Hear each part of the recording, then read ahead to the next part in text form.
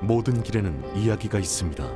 더 멀리 갈수록 길은 더 험난해지고 예측을 벗어나지만 그 순간들은 더 오래 기억되고 더 많이 이야기하게 됩니다.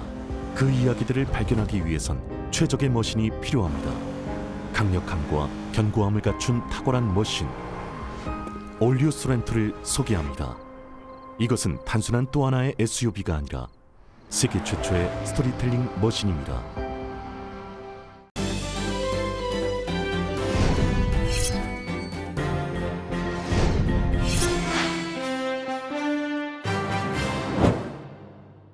LA 카운티가 세입자 퇴거 유예 조처를 오는 9월 말까지로 연장하기로 했습니다. 독립기념일 연휴를 맞아 330만 명의 남가주 주민들이 여행을 떠날 것으로 예상되고 있습니다. LA와 오렌지 카운티의 가솔린 가격이 또다시 오르면서 2015년 이래 최고치를 경신했습니다. 마이크 본인 11지구 LA시 의원이 다음 주부터 베니스 비치 오션프런트 워크에 기거하는 홈리스들에게 퍼머넌트 하우징 서비스를 제공한다고 발표했습니다. 지난달 남가주 지역 주택 가격이 급등하면서 사상 최고 기록을 또다시 경신했습니다. 미국에서 태어난 복수국적 여성도 한국 국적법상 선천적 복수국적자에 해당해 국적 이탈 신고를 해야 하는 것으로 밝혀졌습니다. 그랜드 캐년을 방문한 한 등산객이 폭염으로 사망했습니다. 그랜드 캐년의 당시 최고 기온은 화씨 115도로 폭염 경보가 내려진 상황이었습니다. 올 들어 LA 시내 총기 사건, 살인을 비롯한 강력보험죄가 급증한 것으로 나타났습니다. 신종 코로나 바이러스 감염증 사태에서 벗어나려 애쓰는 가운데 총기 폭력과 물가 불안, 구인난 등 예상하지 못한 걸림돌을 만나 고전하고 있는 것으로 나타났습니다. 미주리주 세인트루이스 주택가에서 총격전이 벌어져 3명이 숨지고 4명이 부상하는 사건이 발생했습니다. 백신을 맞지 않은 18세에서 26세 사이 청년들을 중심으로 델타 변이가 빠르게 퍼지고 있는 것으로 나타나 우려가 커지고 있습니다.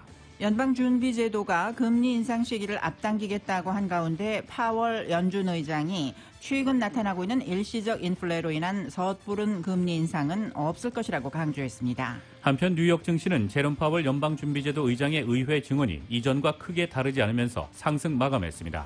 내일 LA 지역 오전에 구름 낀 후 차츰 맑아질 것으로 전망되고 낮 최고 기온은 76도가량, 밤 최저 기온 62도가량으로 예상됩니다. 이 시간 주요 뉴스는 아시아나항공 위주 취항 30주년, 앞으로도 정성을 다하는 서비스, 쾌적한 최신 항공기로 안전하고 편안하게 모실 것을 약속드립니다. 아시아나항공 제공입니다.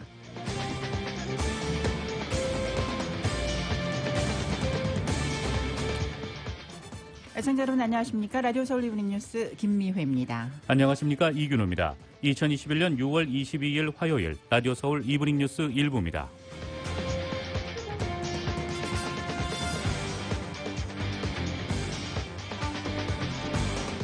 일부 첫 소식 전해드리겠습니다. LA 카운티가 세입자 퇴거 유예 조처를 오는 9월 말까지로 연장하기로 했습니다. 정연호 기자입니다. LA 카운티 슈퍼바이저 위원회가 22일 세입자의 퇴거 유예 조처를 오는 9월 30일까지로 연장하기로 만장일치로 결의했습니다. 퇴거 유예 조처가 9월 말로 연장되기는 하지만 단계적으로 해제되는 수순으로 접어들기 시작할 것이라고 합니다.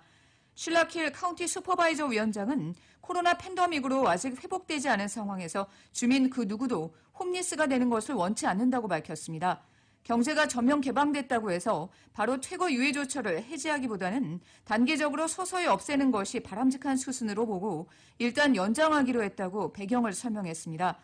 LA 카운티 정부의 세입자 퇴거 유예 조처는 주정부가 코로나 팬데믹으로 미납된 세입자들의 렌트비를 대신 갚아주는 것과 겹치지 않게 하면서 주정부의 구제 혜택을 제때 받지 못하는 세입자들을 돕는 데 적용될 예정입니다.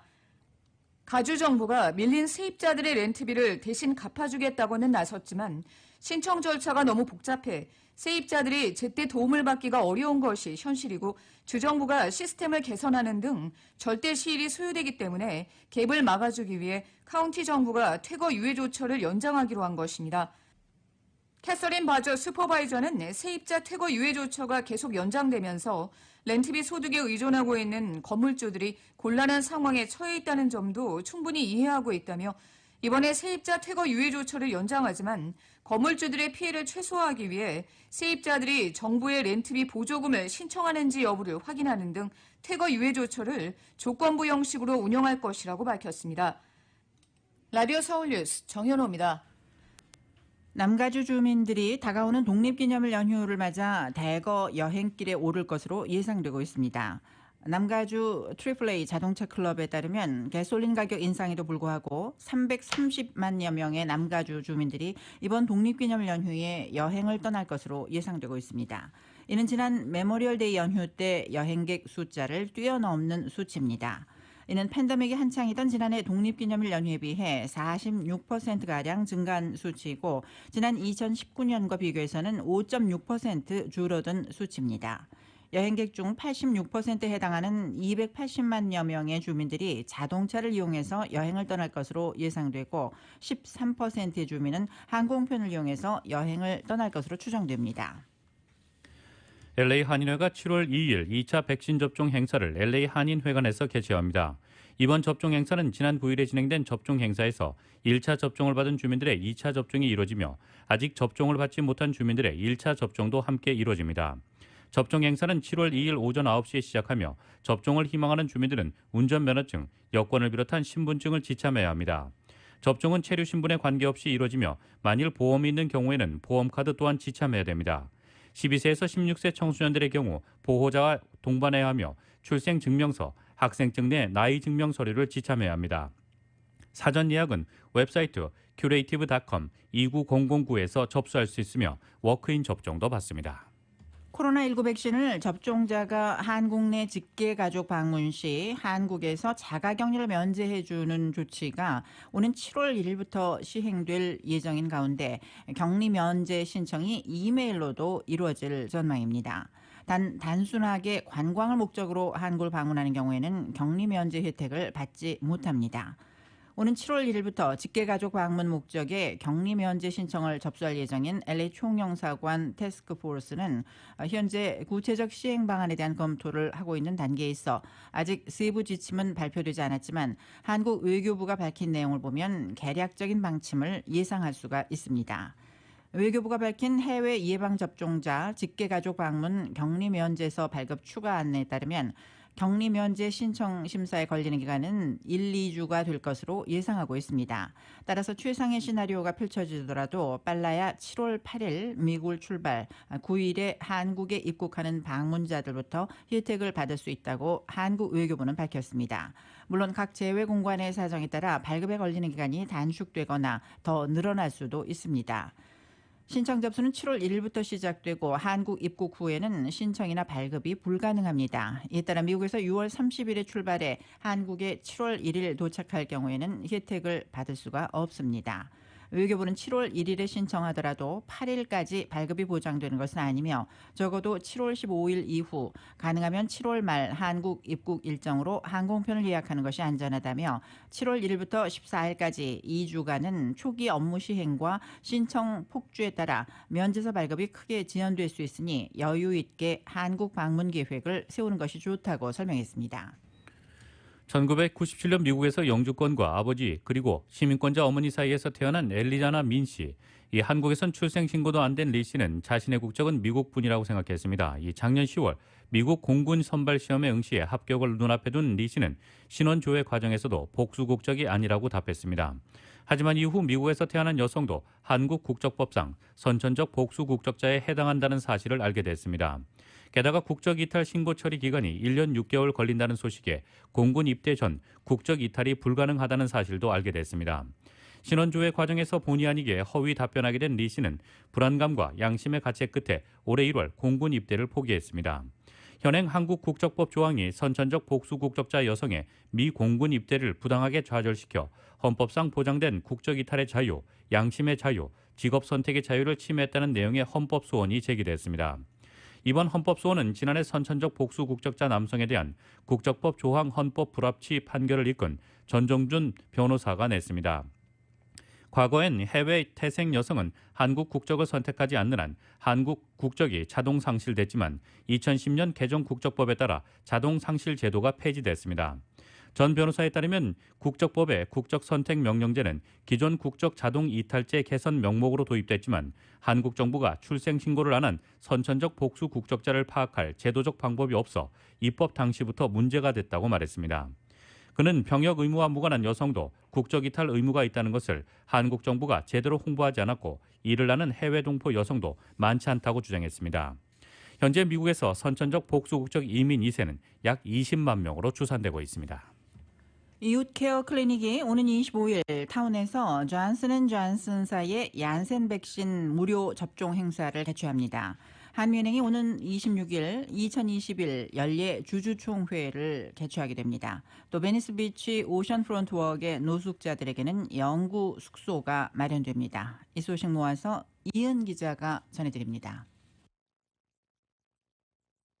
지난달 남가주 지역 주택 가격이 급등하면서 사상 최고 기록을 또다시 경신했습니다. 부동산 정보업체 DQ뉴스가 공개한 자료에 따르면 지난달 남가주 지역 주택 중간가는 1년 전보다 무려 24.7%가 뛰어 올랐습니다. 주택 매매 건수도 1년 전보다 큰 폭 올랐습니다. LA 카운티는 지난달 주택 중간가는 77만 5천 달러로 1년 전보다 25%가 뛰었고 매매 건수는 117%가 뛰었습니다.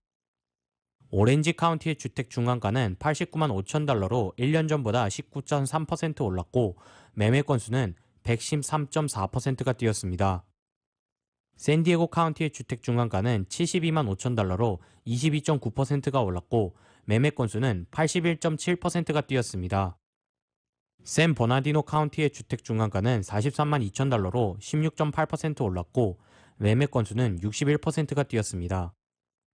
벤츄라 카운티의 주택 중간가는 70만 1,500달러로 20.9% 오르고 매매 건수는 128.7%가 올랐습니다.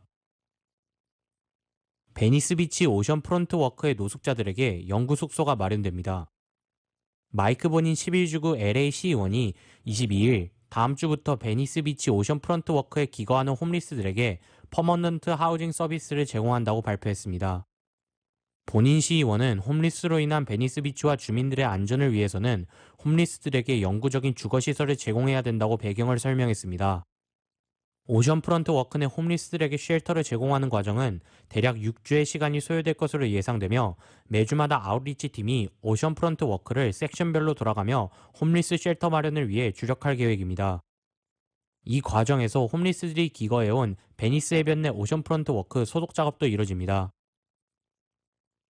올 들어 LA 시내 총기 사건, 살인을 비롯한 강력범죄가 급증한 것으로 나타났습니다. 마이클 무어 LA 경찰국장은 22일 올 들어 LA 시내 총기 사건 피해자가 지난해와 비교해 50%나 증가했다고 밝혔습니다. 지난해 총기 사건 피해자 434명에서 올해는 651명으로 늘었고 매주 평균 27명의 총기 사건 피해자들이 발생하고 있다고 합니다. 살인사건의 경우 올해는 162건이 발생했는데 이는 지난해의 129건에 비해 늘어났습니다. LA 시내 전반적인 폭력범죄는 올 들어 4.3% 늘어났습니다. 살인사건 체포는 51%, 무기소지 체포는 83%가 늘었습니다. 반면에 성폭행과 강도 건수는 줄었습니다. 라디오 서울 뉴스 이은입니다. LA와 오렌지 카운티의 가솔린 가격이 또다시 오르면서 2015년 이래 최고치를 경신했습니다. 오늘 LA 카운티 가솔린의 평균 가격이 4달러 25센트로 상승해 2015년 7월 21일 이래로 최고치에 달했습니다. 오늘 평균가는 지난해에 비해 1달러 19센트 늘어난 가격입니다. 오렌지 카운티 가솔린 평균가는 4달러 22센트로 이는 2019년 10월 8일 이래로 최고치로 지난해에 비해 1달러 18센트 늘어난 것입니다. 지난해보다 가솔린 가격이 급상승한 것은 지난해에는 팬데믹 기간 동안 자택 대피 명령으로 인해 운전 수요가 급감했었기 때문입니다. 지난 5월 26일부터 30일까지 라스베가스 섀도우 크릭에서 열린 뱅크 오브 호프 LPGA 매치 플레이의 타이틀 스폰서인 뱅크 오브 호프가 이 대회에 관심을 높이고 관람의 즐거움을 더하기 위해 5월 3일부터 23일까지 진행한 우승자를 맞춰라 온라인 경품 이벤트에 당첨자가 확정됐습니다. 이 우승자를 맞춰라 행사에서는 캘리포니아, 뉴욕, 뉴저지, 텍사스, 워싱턴, 일리노이, 버지니아, 엘라바마, 네바다 등 9개 주의 총 5,764명이 참여했으며 이 중 8명이 최종 우승자가 됐습니다. 추첨을 통해 그랜드상은 캘리포니아 주민에게 돌아가 냉장고와 세탁기, 건조기, 레인지, 식기 세척기 등 집안의 가전제품을 모두 LG 시그니처 제품으로 바꿀 수 있는 기회가 주어졌습니다. 1등 상에는 카후나 최고급 마사지 체어, 2등 상은 라스베가스 게이터웨이 2인 패키지가 상품으로 증정됐습니다. 이번 이벤트 참여자 가운데 80% 가까이 한국 선수 중 우승자가 나올 것으로 예측했는데 박인비 선수가 1,309표를, 고진영 선수가 816표를 얻었습니다. 박인비는 2018년 밴커브 호프 파운더스컵에서 우승한 바 있고 고진영 선수는 2019년 밴커브 호프 파운더스컵에서 역시 우승을 차지한 바 있습니다. 밴커브 호프의 박인영 부행장은 내년 LPGA 매치플레이에서도 일반인들이 쉽고 재미있게 참여할 수 있는 행사들을 마련할 계획이라고 밝혔습니다. 그랜드 캐년을 방문한 한 등승객이 115도에 이르는 폭염으로 사망했습니다. 국립공원관리청은 오늘 그랜드 캐년에서 등산객 미셸 미더가 숨진 채 발견됐다고 밝혔습니다. ABC에 따르면 미더는 지난 20일 그랜드 캐년 모누멘트 크릭 인근 트레일 코스를 걷다가 더위에 지쳐 쓰러졌고 신고를 받은 구조대원이 출동했으나 사망 판정을 받았습니다. 그랜드 캐년의 당시 최고 기온은 화씨 115도로 폭염 경보가 내려진 상황이었습니다. 국립공원관리청은 미더가 불볕더위 속에서 등산하다가 의식을 잃었고 온열 질환으로 사망한 것으로 추정했습니다. 국립공원관리청은 성명을 내고 여름철 그랜드 캐년의 일부 등산로 온도는 그늘에서도 화씨 120도에 이를 수 있다며 오전 10시에서 오후 4시 사이에는 협곡 안쪽 지대에서 등산해서는 안 된다고 밝혔습니다. 그랜드 캐년을 포함한 서부는 이달 들어 기록적인 폭염에 시달리고 있습니다. 캘리포니아주 해안부터 북미 대륙 중앙의 대평원 지대까지 거대한 열돔이 형성된 데다 대가뭄까지 겹치면서 서부 주요 도시는 지난주 115도까지 치솟았습니다. LA 한인타운에서 오늘 오후 노숙자 남성 1명이 경찰에 체포됐습니다. LAPD에 따르면 오늘 오후 3시 17분경 3700블락 윌셔 블루버드에서 흑인 남성 1명을 체포했다고 밝혔습니다. 이 남성은 윌셔와 세라노 코너에서 체포됐습니다. 목격자들에 따르면 이 남성이 인근 은행으로 들어가 위협하며 돈을 요구했었다고 밝혔습니다. 경찰은 이 남성을 향해 고무탄을 겨누면서 대치한 후 이 흑인 남성을 현장에서 체포했습니다. 경찰은 흑인 남성 체포 뒤 사건이 발생한 인근 은행에서 조사를 벌였고 특별한 피해는 없었던 것으로 추정되고 있습니다. 한편 이 남성의 체포를 위해 여러 대 경찰차들이 출동하면서 한때 이 일대에는 교통체증이 일었습니다.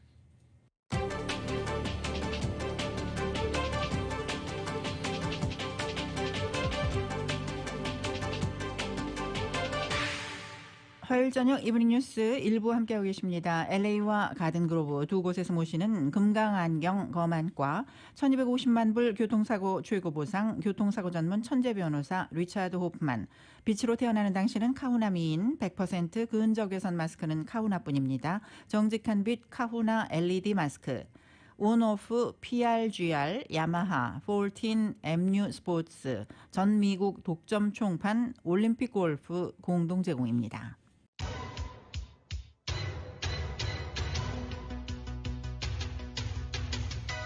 라디오 서울 이브닝 뉴스 함께하고 계십니다. 5시 21분 조금 지나고 있는데요. 각 프리웨이 구간들 정체 현상 점점 심해지고 있습니다. 먼저 5번 프리웨이 사우스 방면 로스밸리즈 블루버드 구간부터 10마일대로 속도 많이 떨어지고 있습니다. 스타디모웨이까지는 13마일에서 18마일 정도로밖에 움직이지 못하고 있습니다.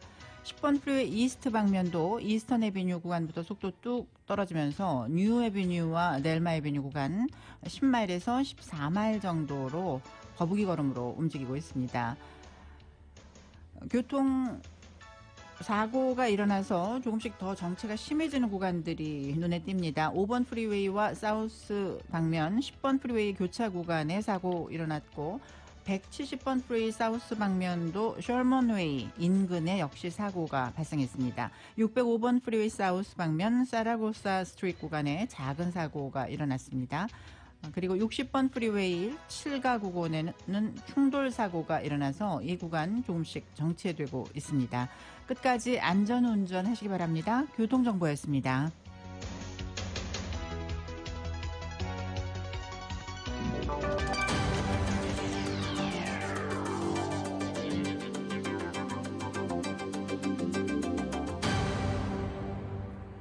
여러분께서는 라디오 서울 이브닝 뉴스 일부 함께하고 계십니다. 미국 소식 전해드리겠습니다. 성인 70%가 백신을 맞고 7월 4일 독립기념일에 코로나 독립을 축하하자던 미국 내에선 현격히 떨어진 백신 접종률과 델타 변이가 동시에 발목을 잡고 있습니다. 특히 백신을 맞지 않은 18세에서 26세 사이 청년들을 중심으로 델타 변이가 퍼지는 것으로 나타나 우려가 커지고 있습니다. KBS의 보도입니다. 미국의 백신 접종을 독려하며 미 독립기념일까지 성인 70% 접종을 단언했던 바이든 대통령. Our goal by July 4th is to have 70% of adult Americans with at least one shot and 160 million Americans fully vaccinated.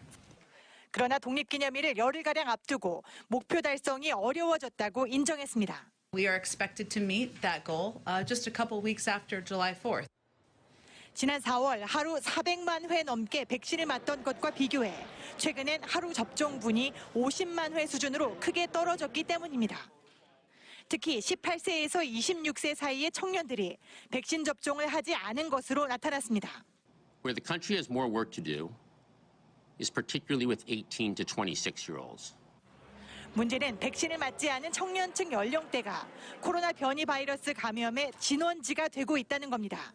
Youth were driving the UK surge with a five-fold higher positivity among children 5 to 12 and young adults 18 to 24 versus people older than 65 years old. 특히 전 세계적으로 3차 대유행의 경계에 서 있는 델타 변이뿐 아니라 백신을 돌파할 수 있는 또 다른 돌연 변이가 나타날 수 있다는 우려가 제기되고 있습니다. Variant represents a set of mutations that could lead to future mutations that evade our vaccine. 때문에 전문가들은 변이에서 변이로 넘어가는 연쇄 감염의 고리를 끊기 위해선 지금 반드시 백신을 맞아야 한다고 경고하고 있습니다. 워싱턴에서 KBS 뉴스 김양순입니다.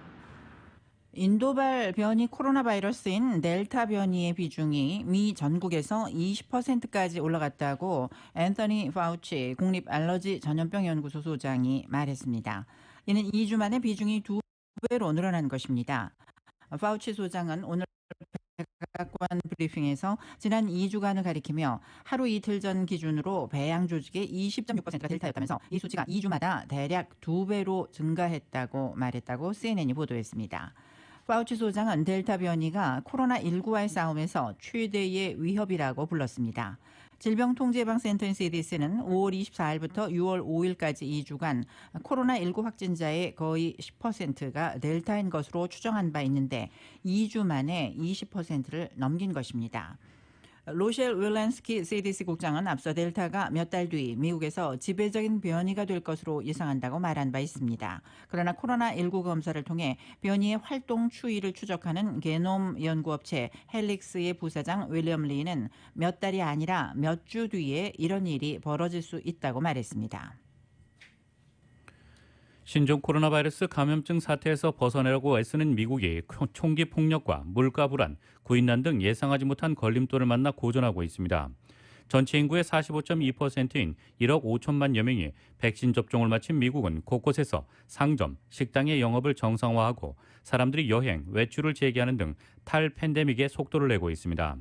그러나 미국의 경제, 문화적 번영기였던 격동의 20년대로 빠르게 전환할 것이란 희망은 손에 잡히지 않고 있는 가운데 외려 충격과 공포의 팬데믹이 이 사회를 예상치 못한 방향으로 바꿔놓고 있다는 사실이 분명해지고 있다고 매체는 진단하고 있습니다. 그러면서 일례로 코로나19로 분열된 국가라는 시나리오가 새로 부상하면서 이미 있었던 정치적 분열과 적대를 더 심화하고 있다고 지적했습니다. 한편 코로나19 방역 규제가 풀리고 날씨는 더워지면서 많은 도시가 총기 범죄, 폭력, 살인 등의 증가에 직면하고 있다는 것으로 나타났습니다. 또 올해 들어 일어난 총기 난사 사건은 293건으로 집계됐습니다. 전국의 경찰서장들은 여름이 되면 범죄의 파도가 몰려올까 봐 두려워하고 있다고 CNN은 전하고 있습니다. 1년 전 코로나19 환자로 가득 찼던 병원 응급실은 미국의 또 다른 전염병인 총기 폭력 희생자를 치료하고 있습니다. 한편 경제 부문에서도 불확실성이 스며들고 있습니다. 브라이언 디스 백악관 국가경제위원회 위원장은 최근 일자리가 늘고 있고 임금도 역시 상승하고 있다며 경제 낙관론을 펼쳤습니다. 그러나 팬데믹 이후 미국 경제는 이전의 경제 위기 직후 본 것과는 다른 독특한 현상을 겪고 있습니다. 백신을 맞은 손님들은 식당으로 몰려드는데 종업원이나 주방장이 부족한 경우가 있다는 것입니다. 어떤 직원들은 다른 업종으로 옮겨갔고 어떤 이들은 정부의 후한 실업 수당에 의존하고 있습니다. 또 수백만 명이 항공기를 타고 여행길에 오르고 있지만 항공사는 조종사 부족이나 정비 문제 등으로 항공기를 띄우지 못하고 있고 아메리칸 항공은 최근 승무원 부족 등을 이유로 들어 7월까지 항공편 수백 편을 취소했습니다. 호텔, 관광, 여행업계도 갑작스러운 변화에 대처할 준비가 돼 있지 않다는 사실을 깨닫고 있습니다. 대통령을 비롯해서 요인 경호를 담당하는 비밀 경호국, 즉 SS에서 1년 사이 900명가량의 코로나19 확진자가 발생한 것으로 나타났습니다. 트럼프 전 대통령이 방역 지침을 소홀히 하는 태도를 보이고 미국이 전 세계 확진자 1위라는 오명까지 쓴 가운데 SS 역시 대규모 확진 사태를 피해가지 못한 결과로 보입니다. AP통신은 오늘 비영리 감시단체인 워싱턴의 책임과 윤리를 위한 시민들, 즉 CREW 크루가 입수한 자료를 토대로 작년 3월 1일부터 지난 3월 9일까지 1년간 비밀경호국에서 코로나19 확진 판정을 받은 직원이 모두 881명이었다고 보도했습니다. 비밀경호국은 3,200명의 특수요원과 1,300명의 제복 착용 부서 직원, 2,000명이 넘는 행정요원들로 구성되어 있습니다. 이들은 미국의 요인들과 연방 건물 등을 보호하는 업무를 맡고 있습니다. 전체 감염자 중 대통령과 부통령, 그 가족, 다른 고위 당국자 등을 보호하는 특수요원이 477명으로 절반을 넘었습니다. 반면 행정요원의 감염률은 상대적으로 낮았다고 블룸버그 통신은 전했습니다.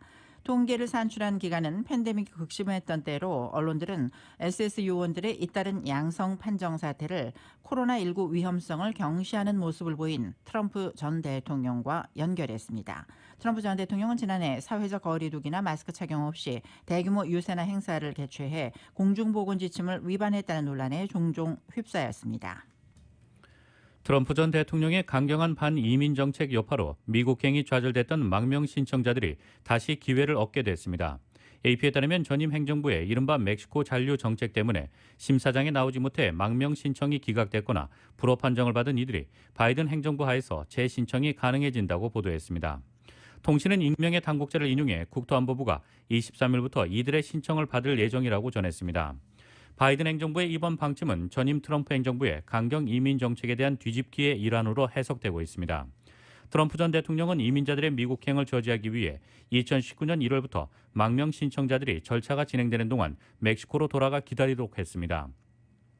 심사 당일 출석하기 위해 이민자들이 치안이 불안한 국경 지역을 다시 건너게 한 만큼 망명 신청을 줄이는데 효과적인 것으로 평가받았습니다. 처음 도입된 이후 현재까지 망명 신청자 약 7만 명이 멕시코로 귀환했습니다.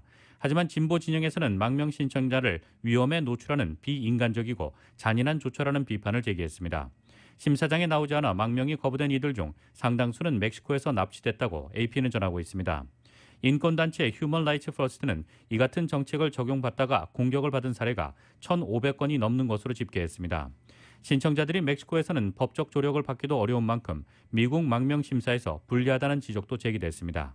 실제 미국 망명 허가율은 1.6%에 그치는 것으로 나타났습니다. 북미 협상 재개 가능성을 잘못 가진 기대라고 표현한 김여정 노동당 부부장의 담화에도 불구하고 미국은 여전히 긍정적 반응을 기대한다는 입장을 내놨습니다. 미국의 대북 정책은 적대가 아닌 해결이 목표라며 외교 경로를 통한 실용적 접근도 강조했습니다. KBS 특파원입니다. 미 국무부가 북핵 문제 해결을 위한 외교적 접근 방식에 변함이 없다고 밝혔습니다. 네드 프라이스 미 국무부 대변인은 북한 김여정 부부장의 담화 내용을 알고 있다면서 긍정적인 추가 반응을 기대한다고 말했습니다. 북미 간 직접 소통 가능성에 대해선 지켜봐야 할 것이라는 입장도 덧붙였습니다. We continue to hope that the DPRK will respond positively to our outreach, and we'll have to wait and see if these comments are followed up with any more direct communications about a potential path forward. 프라이스 대변인은 특히 대북 정책의 목표가 적대가 아닌 해결에 있다며 한반도 비핵화를 향한 외교적 관여 과정에서 실용적 접근을 강조했습니다. 앞서 북한 노동당 김여정 부부장은 담화를 통해 미국이 잘못된 기대를 갖고 있다며 큰 실망에 빠질 것이라는 경고를 내놨습니다. 북한이 노동당 중앙위 제8기 3차 전원회의에서 대화와 대결로 대미 입장을 정했는데 이를 제이크 설리번 백악관 국가안보 보좌관이 흥미로운 신호로 간주하자 적군보다 해몽이라는 속담을 거론하며 비판한 겁니다.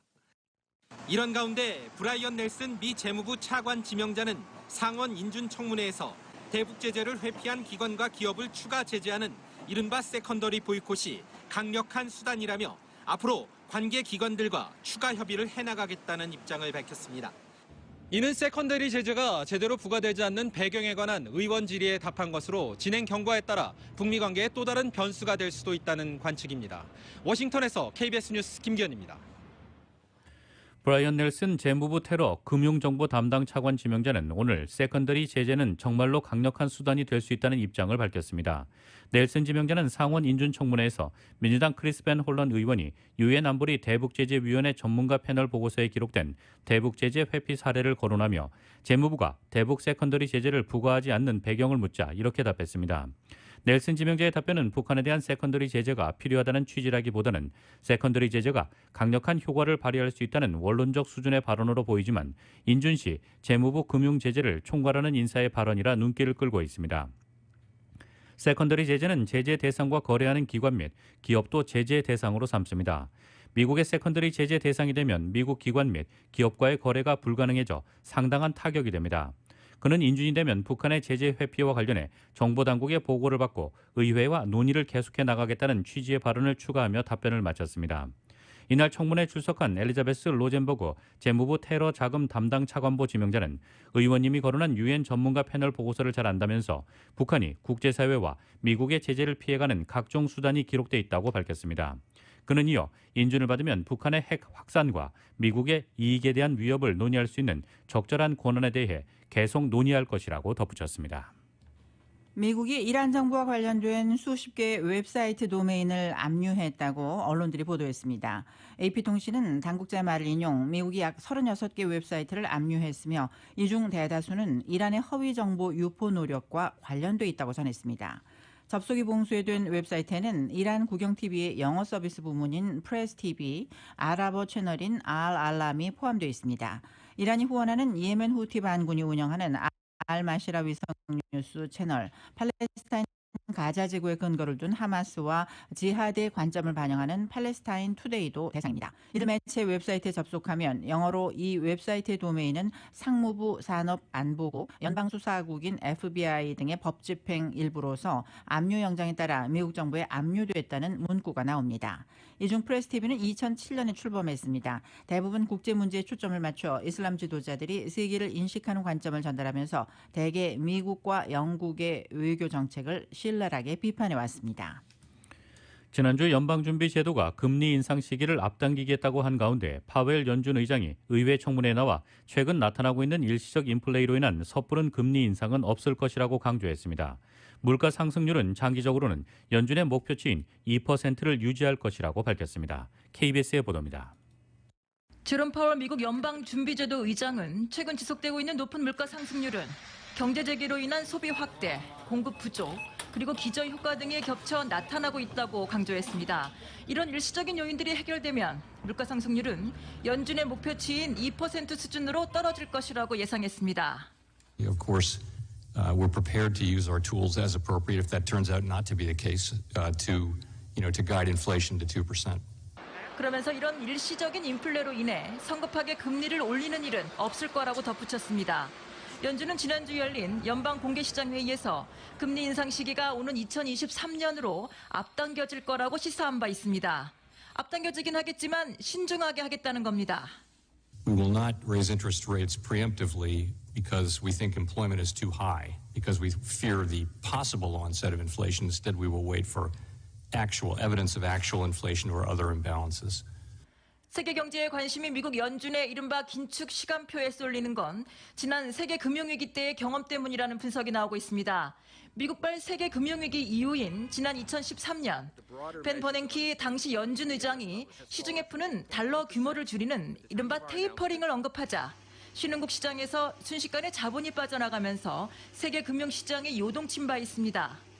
이번에도 연준이 금리 인상 시기를 앞당기겠다고 하자 브라질과 러시아, 터키 등이 줄줄이 금리 인상에 나서고 있습니다. 유럽 일부 국가들도 긴축에 돌입할 채비를 서두르고 있습니다.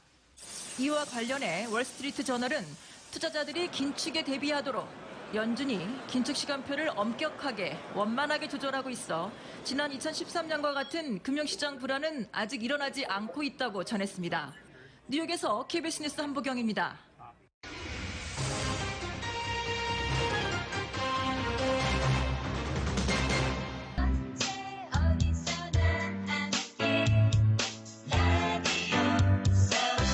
들으면 행복해지는 여러분의 AM 1650 라디오 서울입니다.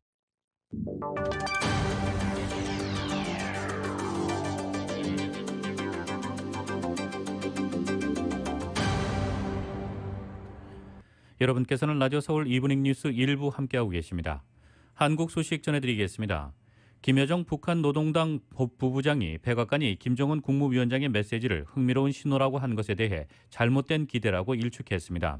다만 대화를 거부한 것이라기보다는 새로운 제안을 하지 않고 있는 미국에 구체적인 방안을 제시하라는 메시지가 담겼다는 분석이 나오고 있습니다. YTN의 보도입니다. 지난달 2일 대북전단에 대한 불쾌감을 드러낸 담화 이후 한 달 넘게 침묵을 지켜온 김여정 북한 노동당 부부장이 담화를 냈습니다. 이번엔 대화를 촉구하고 있는 미국을 향한 메시지입니다. 김 부부장은 김정은 국무위원장이 전원회의에서 밝힌 대미 메시지를 흥미로운 신호라고 했던 제이크 설리번 미 백악관 국가안보보좌관의 발언을 겨냥했습니다. 꿈보다 해몽이라는 속담을 언급하며 미국이 스스로를 위안하는 쪽으로 해몽하고 있는 것 같다고 비꼬았습니다.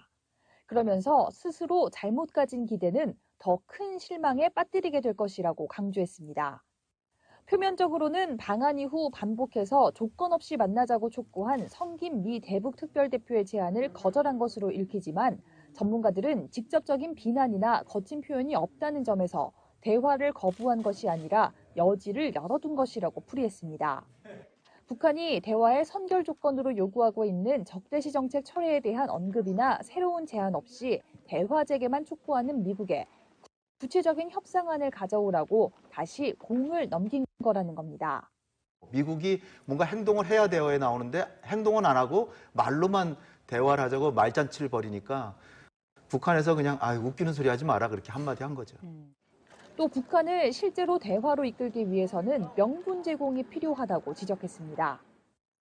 싱가포르 합의 이행 문제를 중심으로 논의하되 북측이 원하는 생존권과 발전권을 포함하여 미국 양측이 원하는 제반 문제를 모두 논의할 수 있다. 전문가들은 김 부부장 담화에는 최고 지도자의 대화 준비론에 국가안보보좌관이 흥미롭다고 가볍게 반응한 것에 대한 반발도 담겨 있다고 분석했습니다. YTN 하연입니다.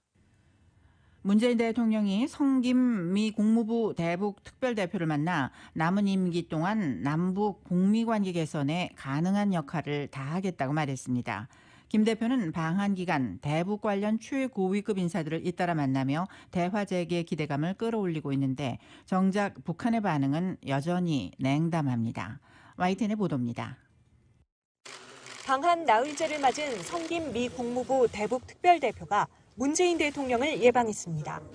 지난 한미 정상회담 당시 바이든 미국 대통령의 대북 특별대표 임명 발표에 깜짝 선물이라고 표현했던 문 대통령. 김 대표에게 북한과의 대화 재개를 위한 한미 간 긴밀한 공조를 강조하며 남북관계 개선과 북미 대화가 선순환으로 발전할 수 있도록 협력하자고 말했습니다. 남은 임기 동안 남북, 북미 관계를 일정 궤도에 올려놓기 위해 가능한 역할을 다하겠다며 북미 관계 개선에 성공해 한반도 비핵화와 평화 정착을 이룰 수 있길 바란다고 덧붙였습니다. 김 대표는 남북 간 의미 있는 대화와 관여, 협력에 대한 바이든 대통령의 지지를 재확인하고 대화 재개 노력을 약속했습니다. 김 대표는 이어 서훈 국가안보실장과 별도 면담하며 남북, 북미 대화를 재개하기 위한 구체적이고 실용적인 방안을 논의했습니다. 이에 앞서 이인영 통일부 장관 접견에서는 지금이 한국과 미국 모두에게 중요한 시점이라는데 양측이 공감했습니다. 이 장관은 김 대표가 북한의 조건 없는 만남을 제안한 데 완전히 공감한다고 밝혔습니다. 지금 대화 국면으로의 전환을 위해서 매우 중요한 정세의 분수령인 것으로 대화의 조속한 재개를 위해서 한미가 긴밀한 협의를 통해서 보다 능동적이고 또 기민하게 움직일 필요가 있는 시점인 것 같습니다. 그러면서 코로나19, 식량 등 민생 협력과 이산가족 상봉, 금강산 방문, 기후변화 협력 등을 함께 추진해 볼 수 있다며 한미 간 능동적이고 창의적인 접근법을 검토해 보자고 제안했습니다. We support meaningful inter-Korean dialogue, cooperation and engagement. And I look forward to staying in very close touch with you and your colleagues about some of the ideas that you have going forward. 김 대표는 임명 후 첫 방한에서 문 대통령을 비롯해 최고위급 인사를 잇따라 만나고 실무 협의까지 진행하며 북한과의 대화 재개를 위한 한미 간 조율에 속도를 붙이고 있습니다. 다만 북한이 조건 없는 만남 제안 하루 만에 잘못된 기대라는 답변을 내놓은 만큼 지금의 교착 국면이 한미 간 소통처럼 순조롭게 풀릴지는 미지수입니다. YTN 나연수입니다. 효율적인 한미 공조 창구다. 남북 관계의 발목 잡기 수단이다. 여러 논란을 일으켰던 한미 워킹그룹이 사실상 폐지됩니다. 대신 국장급 협의를 강화해 제재뿐 아니라 남북 교류까지 포괄적으로 논의한다는 방침인데 대북 대화 진전에 어떤 영향을 미칠지 주목되고 있습니다. YTN입니다. 남북 협력과 대북 제재 이행 등에 관해 의견을 조율해온 한미 워킹그룹이 출범 2년여 만에 사실상 폐지됩니다. 한미 양국은 북핵 수석대표 협의에서 워킹그룹을 종료하는 방향으로 검토한다는 데 합의했다고 외교부가 밝혔습니다. 워킹그룹은 남북관계와 북핵 문제, 대북 제재 등에 관해 한미 양국이 신속히 협의한다는 취지로 지난 2018년 11월 시작됐습니다. 특히 남북교류 제재 면제에 관해 미 국무부, 재무부 등 여러 부처와 한꺼번에 논의할 수 있어 효율적이라는 게 그동안의 정부 입장이었습니다. 하지만 미국이 지나치게 엄격한 잣대를 들이대면서 국내 일각에서는 남북관계 개선에 발목을 잡는 도구라는 비판이 나왔습니다.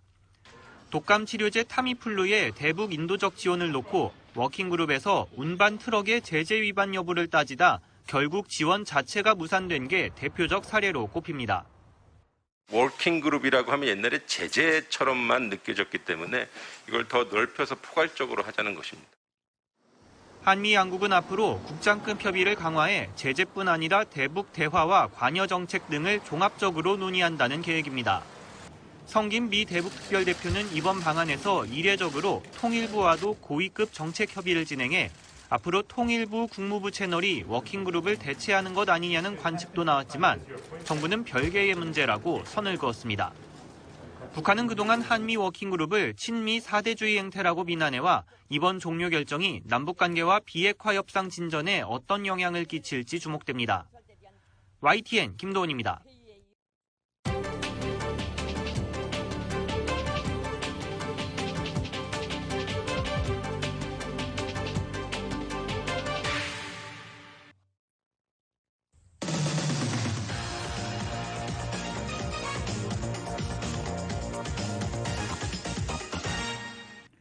라디오 서울 이브닝 뉴스 5시 51분 조금 지나고 있습니다. 경제 소식입니다. 뉴욕 증시는 제롬 파월 연준 의장의 의회 증언이 이전과 크게 다르지 않으면서 상승 마감했습니다. 뉴욕 증권거래소에서 다우지수는 전장보다 68.61포인트 오른 3,396으로 장을 마쳤습니다. S&P 500 지수는 전장보다 21.65포인트 상승한 4,246을, 기술주 중심의 나스닥 지수는 전장보다 111.79포인트 오른 14,253으로 거래를 마감했습니다. 나스닥 지수는 장중 기준, 마감가 기준으로 최고치를 경신했습니다.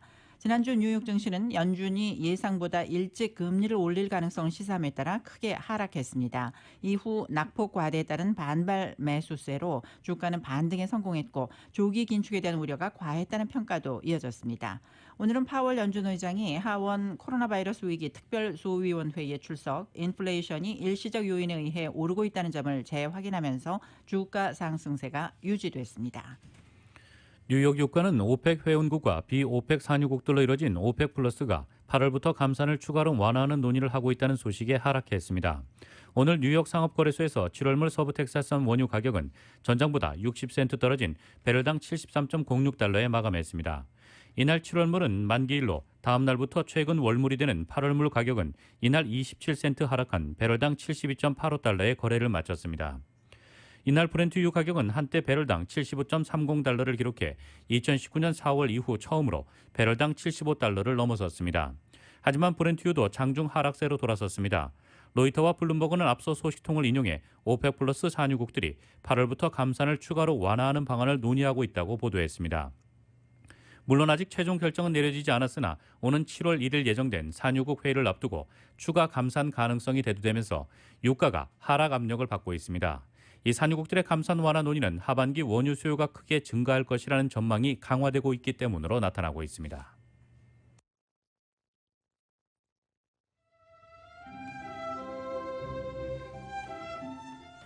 (6월 22일) 화요일 저녁 라디오 서울 이브닝 뉴스 날씨 알아보겠습니다. LA 카운티와 벤츄라 카운티 해안가 어제 이어서 오는 목요일 밤까지 해안가 파도주의보가 내려진 상태입니다. LA로는 오늘 저녁은 맑은 날씨가 계속되면서 밤 최저 기온 62도가량, 바람은 5마일에서 10마일 정도로 불겠습니다. 내일 LA 카운티와 오렌지 카운티 맑은 후 곳에 따라 구름 끼는 지역이 많겠고, 오늘보다 기온은 1, 2도 정도 낮아진 낮 최고 77도에서 78도가량, 밤 최저 기온은 61도에서 62도로 예상됩니다.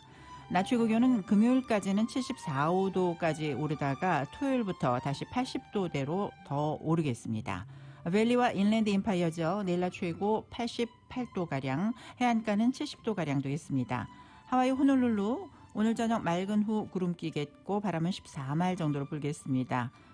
내일 낮 최고 기온 86도, 밤 최저 72도로 예상됩니다. 한국 서울 오늘 수요일 아침입니다. 대체로 흐리고 가랑비가 내리는 지역이 많습니다. 오후에 비 올 확률은 50% 정도입니다. 날씨 전해드렸습니다.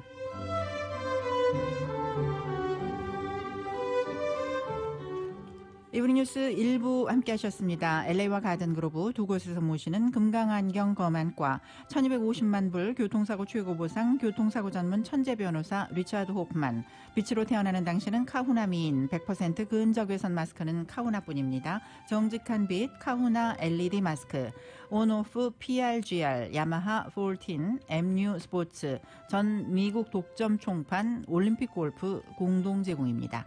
잠시 후 6시에 라디오 서울 이브닝 뉴스 2부가 이어집니다.